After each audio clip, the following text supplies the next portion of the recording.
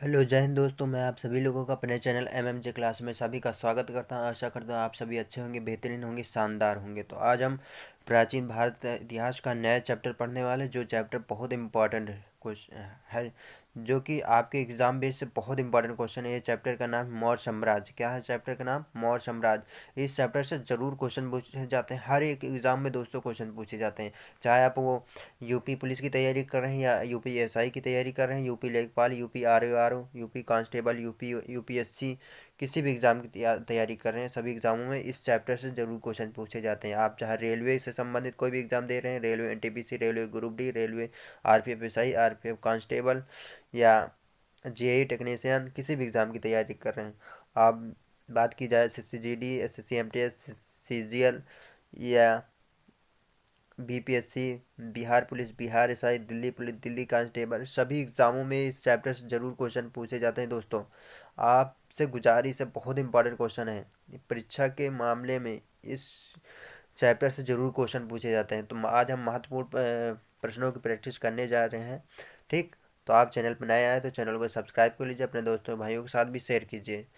याद रखिए, आपसे निवेदन विनती है, इस क्लास को पूरा देखिए, तभी समझ में आएगा किस टाइप के क्वेश्चन पूछे जाते हैं, कैसे क्वेश्चन पूछे जाते हैं। चलिए देखते हैं।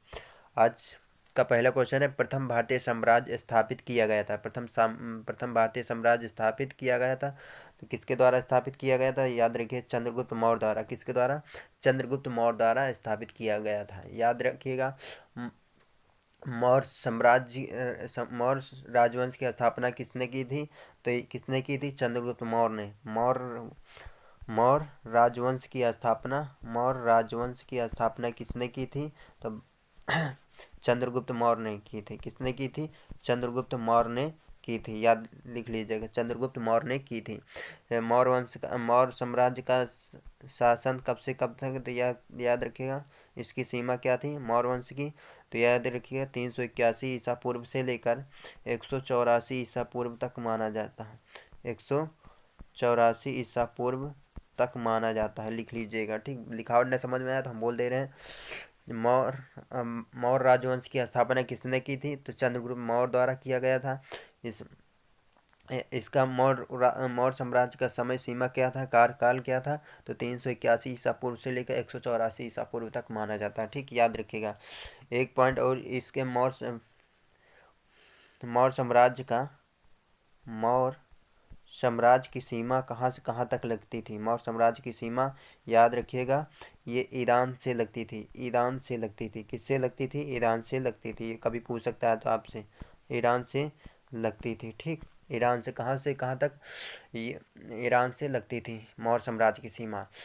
याद रखिएगा, यह एक पहला सम्राट था जिसने भारत पर 72 भारत पर शासन स्थापित किया, जिसका विस्तार ब्रिटिश साम्राज्य से भी बड़ा था। ब्रिटिश साम्राज्य से भी बड़ा था। यह एक पहला शासक था जिसने भारत पर 72 भारत पर शासन किया था, जिसका विस्तार ब्रिटिश साम्राज्य से भी बड़ा था। इसके साम्राज्य की सीमा कहाँ से लगती थी? ईरान से लगती थी। याद रखिएगा, उसने भारत को सर्वप्रथम राजनीतिक के रूप में एक बद्ध किया था। उसने भारत को क्या किया था? भारत को सर्वप्रथम, सबसे पहले राजनीतिक रूप एक बद्ध किया था। याद रखिएगा। ठीक, ये पॉइंट लिख लीजिएगा। ठीक, अगला क्वेश्चन है, निम्नलिखित में कौन सा सबसे पुराना राजवंश है? निम्नलिखित में से कौन सबसे पुराना राजवंश है? तो याद रखिए जाए, मौर्य। कौन सा सबसे पुराना है? मौर्य वंश है। ठीक है, याद रखिएगा। ये कब से कब तक माना जाता है? 321 ईसा पूर्व से लेकर 184 ईसा पूर्व तक माना जाता है। 184 ईसा पूर्व तक माना जाता है, ये लिख लीजिएगा। ठीक, ये पूछा जाता है आपसे। अगला क्वेश्चन है, इसके बाद क्या क्या आता है ये लिख लीजिएगा। मौर्य वंश के बाद, मौर्य वंश के बाद कुषाण वंश। पहले पे मौर्य, दूसरे पे कुषाण वंश, फिर उसके बाद तीसरे पे आपका गुप्त वंश। ये लिख लीजिएगा, पूछा जाता है क्रम वाइज भी, कभी कभार पूछ लेगा। आपके चौथे नंबर पे वर्धन। ठीक, और गुप्त राजवंश की समय सीमा क्या था? तो याद रखिएगा, 275 ईसा पूर्व से लेकर 550 ईसा पूर्व तक माना जाता। 550 ईसा पूर्व तक गुप्त काल का माना जाता है, गुप्त वंश का माना जाता है। ठीक, तो सबसे पुराना कौन है इसमें? मौर्य वंश कौन है, उसके बाद कुषाण है, फिर उसके बाद गुप्त वंश है, फिर उसके बाद वर्धन वंश है। ठीक, याद रखिएगा। अगला क्वेश्चन है, जिसके ग्रंथ में चंद्रगुप्त मौर्य का विशिष्ट रूप से वर्णन हुआ है, वह कौन सा ग्रंथ है? याद रखिएगा, विशाख दत्त। कौन सा है? विशाख दत्त। ये किसकी है? मुद्रा राक्षस की। किसकी है? लिख लीजिएगा, मुद्रा राक्षस से भी कभी कभार पूछ लेगा। किसकी है? मुद्रा राक्षस की है। ठीक, बहुत इंपॉर्टेंट क्वेश्चन है, हर एक एग्जाम में पूछा जाता है। देख लीजिए किससे किस प्रकार से पूछ रहा है। जिस ग्रंथ में चंद्रगुप्त मौर्य का विशिष्ट रूप से वर्णन है, वह ग्रंथ कौन सा? तो विशाख दत्त। किसे? मुद्रा राक्षस के हैं। ठीक, याद रखिएगा। अगला क्वेश्चन है, यूनानी लेखक जस्टिन द्वारा किसे सैंड्रो कोटस कहा गया था? सैंड्रो कोटस कहा गया था किसके द्वारा? यूनानी लेखक थे जिसके द्वारा सैंड्रो कोटस कहा गया था। किसे कहा गया था? याद रखिएगा, चंद्रगुप्त मौर्य को। किसको कहा गया था? चंद्रगुप्त मौर्य को। तो आपका ऑप्शन ए सही रहेगा। अगला क्वेश्चन है, सैंड्रो कोटस से चंद्रगुप्त मौर्य की पहचान किसने की थी? सैंड्रो कोटस से चंद्रगुप्त मौर्य की पहचान किसने की थी दोस्तों? तो विलियम जोन्स ने की थी। किसने की थी? विलियम जोन्स ने। तो आपका ऑप्शन ए सही रहेगा। अगला क्वेश्चन है दोस्तों, निम्न में से किसने सैंड्रो कोटस और सिकंदर महान की भेंट का उल्लेख किया? क्या पूछ रहा है? निम्नलिखित में से किसने सैंड्रो कोटस और सिकंदर महान की भेंट का उल्लेख किया? तो किसने उल्लेख किया था? तो दोस्तों जस्टिन ने। किसने उल्लेख किया था? जस्टिन ने। तो आपका ऑप्शन बी सही रहेगा। अगला क्वेश्चन है, कौटिल्य प्रधानमंत्री थे। कौटिल्य प्रधानमंत्री थे। कौटिल्य प्रधानमंत्री थे किसके थे? याद रखिए, चंद्रगुप्त मौर्य के। किसके थे? चंद्रगुप्त मौर्य के। याद रखिएगा, कौटिल्य इतिहास में विष्णुगुप्त, लिख लीजिएगा, लिखवा दे रहे हैं, विष्णुगुप्त इतिहास में। याद रखिएगा, इतिहास में लिख लीजिएगा, इतिहास में विष्णुगुप्त, चाणक्य, और किस नाम?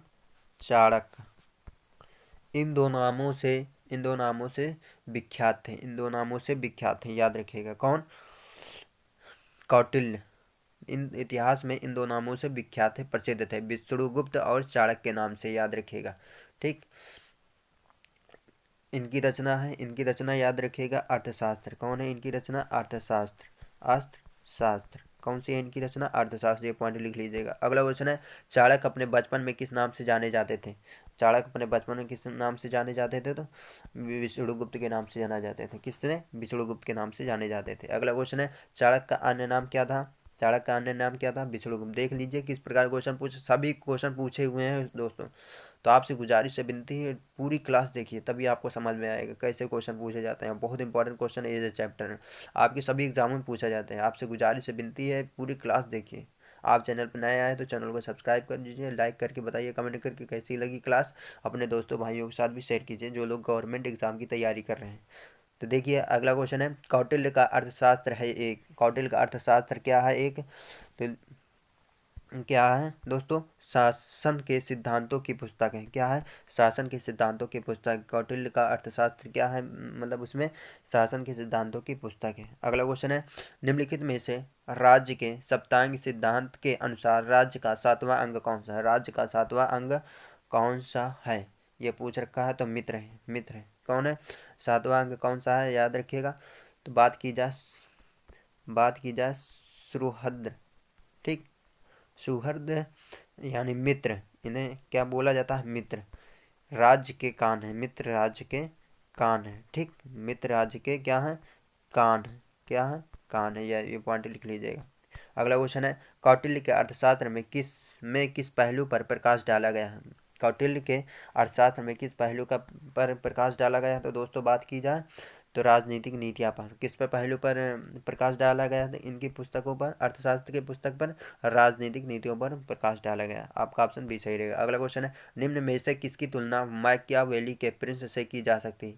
किसकी तुलना मैकियावेली के प्रिंस से की जा सकती है? तो बात की जाए कौटिल्य का अर्थशास्त्र किससे? कौटिल्य का अर्थशास्त्र से। आपका ऑप्शन बी सही रहेगा। अगला क्वेश्चन है, किसके शासनकाल में डीमेकस भारत आया था? किसके शासनकाल में डीमेकस भारत आया था? तो याद की जाए बिंदुसार के। किसके? बिंदुसार के। किसके शासन काल में डीमेकस भारत आया था? बिंदुसार के शासन काल में। तो आपका ऑप्शन बी सही रहेगा। अगला क्वेश्चन, बिंदुसार की शासन काल में अशोक ने अवंती महाजनपद जीतकर मौर्य साम्राज्य में मिला लिया था। इसका उल्लेख किस ग्रंथ में मिलता है? तो याद रखिएगा किस ग्रंथ में मिलता है? घोष की संबंध प्रसादिका में। किसमें? घोष की संबंध प्रसादिका में उल्लेख मिलता है इसका। अगला क्वेश्चन है, पाटलिपुत्र में स्थित चंद्रगुप्त का पहला सॉरी दोस्तों, पाटलिपुत्र में स्थित चंद्रगुप्त का महल मुख्यतः बना था। महल मुख्यतः बना था, किस चीज का बना था? याद रखिएगा, लकड़ी का बना। पाटलिपुत्र में स्थित चंद्रगुप्त का महल किससे बना था? लकड़ी का बना था, याद रखिएगा। आपका ऑप्शन सी सही रहेगा। अगला क्वेश्चन है, किस प्राचीन नगर के अवशेष कुम्भहार स्थल से प्राप्त हुए? किस प्राचीन नगर के अवशेष कुम्भहार स्थल से प्राप्त हुए? तो याद की बात की जाए पाटलिपुत्र से। किससे? पाटलिपुत्र से। तो आपका ऑप्शन बी सही रहेगा। अगला क्वेश्चन है, बुलंदी बाग प्राचीन स्थान था। बुलंदी बाग प्राचीन स्थान था, क्या था? पाटलिपुत्र का। कहाँ का था? बुलंदी बाग प्राचीन स्थान कहाँ था? पाटलिपुत्र का था। तो आपका ऑप्शन बी सही रहेगा। अगला क्वेश्चन है, निम्नलिखित में से किस मौर्य राजा ने दक्कन की विजय प्राप्त की थी? निम्नलिखित में से किस मौर्य राजा ने दक्कन की विजय प्राप्त की थी? बात की जाए चंद्रगुप्त की। किसकी? किस मौर्य राजा ने दक्कन की विजय प्राप्त की थी? चंद्रगुप्त ने। अगला क्वेश्चन है, मालवा गुजराती और महाराष्ट्र के किस शासक ने पहली बार जीता? पहली बार जीता। तो याद रखिएगा, चंद्रगुप्त मौर्य ने। किसने? चंद्रगुप्त मौर्य ने। मालवा गुजराती और महाराष्ट्र के किस शासक ने पहली बार जीता? चंद्रगुप्त मौर्य ने। अगला क्वेश्चन है, अभिलेख जिससे यह प्रमाणित होता है कि चंद्रगुप्त का प्रभाव पश्चिम भारत पर था। अभिलेख से किससे प्रमाणित हो किस अभिलेख से प्रमाणित होता है कि चंद्रगुप्त का प्रभाव पश्चिम भारत पर था? तो बात की जाए किस पर था? याद रखिएगा, रुद्रदामन का जूनागढ़ शिलालेख अभिलेख से इनका ये साक्ष्य प्राप्त होता है कि चंद्रगुप्त का प्रभाव पश्चिम भारत पर था। ठीक, रुद्रदामन का जूनागढ़ शिलालेख अभिलेख से। तो आपका ऑप्शन सी सही रहेगा। अगला क्वेश्चन है, गुजरात चंद्रगुप्त मौर्य के साम्राज्य में सम्मिलित था। गुजरात चंद्रगुप्त मौर्य के साम्राज्य में सम्मिलित था, यह प्रमाणित होता है। किससे प्रमाणित होता है? तो दोस्तों बात की जाए रुद्र दामन के जूनागढ़ शिलालेख अभिलेख से। ठीक, आपका ऑप्शन बी सही रहेगा। अगला क्वेश्चन है, सेल्यूकस जिनको अलेक्जेंडर द्वारा सिंध एवं अफगानिस्तान का प्रशासक नियुक्त किया गया था, को किस भारतीय राजा ने हराया था? सेल्यूकस जिनको अलेक्जेंडर द्वारा सिंध एवं अफगानिस्तान का प्रशासक नियुक्त किया गया था, उसको किस भारतीय राजा ने हराया था? बात की जाए किसने हराया था? चंद्रगुप्त मौर्य ने। किसने हराया था? चंद्रगुप्त मौर्य ने हराया था। कब हराया था दोस्तों? 305 ईस्वी में हराया था। ईसापुर में हुआ सॉरी ईसापुर में हराया था। ठीक, अगला क्वेश्चन है, चंद्रगुप्त मौर्य ने सेल्यूकस को किस वर्ष में पराजित किया था? अभी हमने बताया कब पराजित किया था, 305 ईसापुर में पराजित किया था। आपका ऑप्शन सी सही रहेगा। अगला क्वेश्चन है, किसने सहिष्णुता, उदारता और वरुणा के त्रिविध आधार पर राजधर्म की स्थापना की थी? किसके आधार? राजधर्म की स्थापना की थी। तो आपका ऑप्शन अशोक सही रहेगा। ठीक, आपका ऑप्शन ए सही रहेगा। अगला क्वेश्चन है, निम्न में से कौन सा क्षेत्र अशोक के साम्राज्य में सम्मिलित नहीं था? कौन सा क्षेत्र अशोक के साम्राज्य में सम्मिलित नहीं था? तो श्रीलंका सम्मिलित नहीं था। कौन नहीं सम्मिलित था? श्रीलंका। तो आपका ऑप्शन सी सही रहेगा। अगला क्वेश्चन है दोस्तों, अशोक के निम्नलिखित अभिलेखों में से किसमें दक्षिण भारतीय राज्यों का उल्लेख हुआ? अशोक के क्या पूछ रखा हुआ? अशोक के निम्नलिखित अभिलेखों में से किसमें दक्षिण भारतीय राज्यों का उल्लेख नहीं हुआ? तो याद बात की जाए द्वितीय शिलालेख में, द्वितीय मुख्य शिलालेख से। तो आपका ऑप्शन बी सही रहेगा। अगला क्वेश्चन है, भारत का प्रथम अस्पताल एवं औषधि बाग निर्माण करवाया था? किसने करवाया था? भारत का प्रथम अस्पताल एवं औषधि बाग निर्माण करवाया था, तो किसने करवाया था दोस्तों? अशोक ने। किसने करवाया था? अशोक ने। तो आपका ऑप्शन ए सही रहेगा। अगला क्वेश्चन है, अशोक ने बौद्ध होते हुए भी हिंदू धर्म में आस्था नहीं छोड़ी, इसका प्रमाण क्या है? तो इसका प्रमाण है दोस्तों देव नाम प्रिय की उपाधि। क्या है? देव नाम की प्रिय की उपाधि के कारण हिंदू धर्म बौद्ध होते हुए भी हिंदू धर्म की आस्था नहीं छोड़ी थी। अगला क्वेश्चन है, अशोक के शासन काल में बौद्ध सभा किस नगर में आयोजित की गई थी? अशोक के शासन काल में बौद्ध सभा किस नगर में आयोजित की गई थी दोस्तों? पाटलिपुत्र में। कहाँ पे आयोजित की गई थी? पाटलिपुत्र में। तो इस चैप्टर से इतने क्वेश्चन थे। अभी और क्वेश्चन, हम थोड़े थोड़े क्वेश्चनों की प्रैक्टिस कराता हूँ कि सभी को बोरियत ना लगे। ठीक, इसकी वजह से आपको अच्छे से रिवाइज भी हो जाएगा, थोड़ा रहेगा दिमाग में कंठस्थ रहेगा, याद रखेगा। तो आपसे गुजारिश है, विनती है, क्लास में बने रहिए। आप चैनल पर नए आए तो चैनल को सब्सक्राइब कर लीजिए। आप किसी भी एग्ज़ाम की तैयारी कर रहे हैं, सभी एग्ज़ामों को देखते हुए ये क्लास चलाई जा रही है प्रैक्टिस के लिए। ठीक, याद कर लीजिए।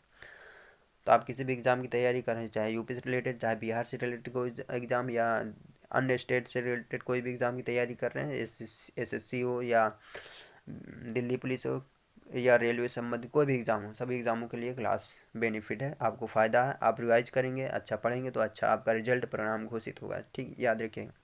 जय हिंद, जय भारत दोस्तों।